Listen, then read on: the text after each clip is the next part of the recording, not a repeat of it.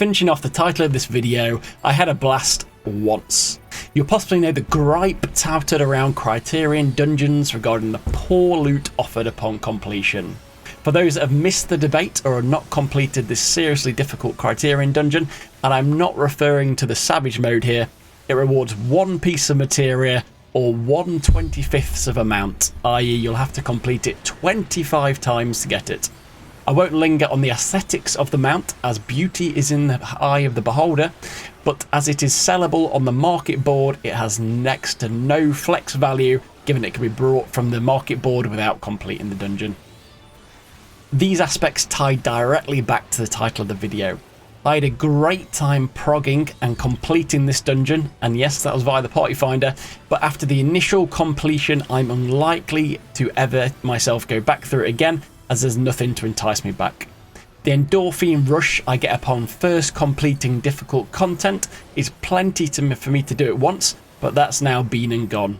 To me, it's this rush which makes harder content fun. So without that fun and without any other reason to complete, the replayability is not there. And I think replayability is the key here, not simply needing a tangible reward. The lack of replayability is a major pity in this case, as it feels to me that the devs have created genuinely interesting content here, which will be more bearable to grind out. So, if the devs want us to grind this content, what should the rewards be? I've heard one too many voices that this was a perfect opportunity to plug the current issue with catch-up gearing. And if you're out on the loop on this, then the opinion recently gaining a little popularity, and of which I do myself subscribe to, at least in that gearing could be improved, is that the game's gearing systems, namely weekly caps on tombstones and gear drops, and in particular how long the game keeps these restrictions in place, make it very difficult to gear more than one job to meet party finder item level restrictions in higher end content. And in FF14, where one of the top word of mouth selling points is being able to play all jobs on one character, this feels a little off to me. So, do I think gearing could be improved in FF14 to improve the player experience? Definitely. Do I think Criterion as it stands would be the place to fix it? Absolutely not. Why? Because the content is too hard to complete.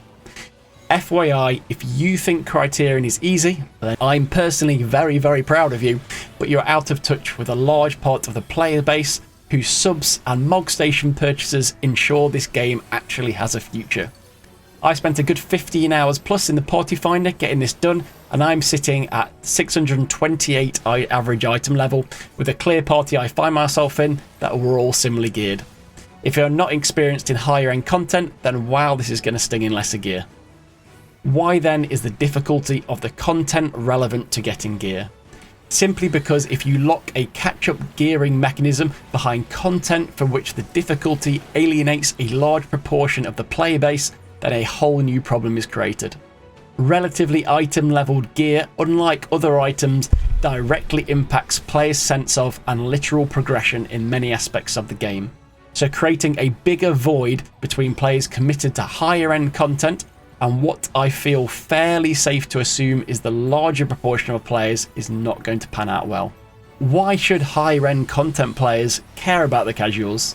The fact is they don't have to, but unfortunately for you, the devs definitely do care, and I fear, and this is personal conjecture on a theoretical future, that the widening of gear gaps and opportunities for gear between player types will lead to scores of more casual players trying and failing in frustration at the Criterion Dungeons, leading to a rise in complaints that the content is too difficult, and the devs, and this is the key bit, ultimately looking to nerf the difficulty to appease. There is a reason why the devs eventually place catch-up gearing in easy to access content like alliance raids and upgraded crafted gear.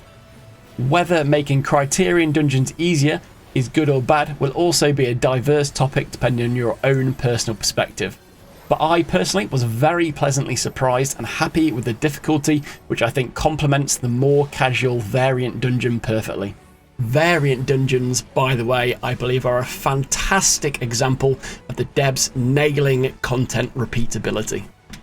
I know some players will never have their insatiable thirst to grind a piece of content 3,000 times a day satisfied, but for content like Variant come out the gate, needing players to repeat it a minimum of 12 times just to see all of the actual content before you even get onto rewards is an absolute win. And dare I say, if players actually do Variant Dungeons blind without a guide for obtaining each note, then the content can consume a lot of one-times naturally before rewards even come into play. That they threw in a great mount, glam, cards and minions on top, the devs smashed it out of the park on that one, I think. Given the conversation here on gear rewards versus difficulty, would Variant Dungeons actually be a better place to have worked in some catch-up gear? I wouldn't be contesting that. As for the Criterion loot, catch-up gear, no. But a well-designed and importantly non-market sellable item which does not impact progression in the rest of the game like a mount, hell yes. Things like mounts and glams can also end up being diversive, but the devs aren't fools and they know how to make dynamite mounts, for example, which are liked pretty universally. And if all else fails, just make whatever it is shiny. All done. Whether you enjoyed this conversation or were enraged by my opinions and look forward to bashing me in future content as well, ensure you like, comment and subscribe to complete the duty.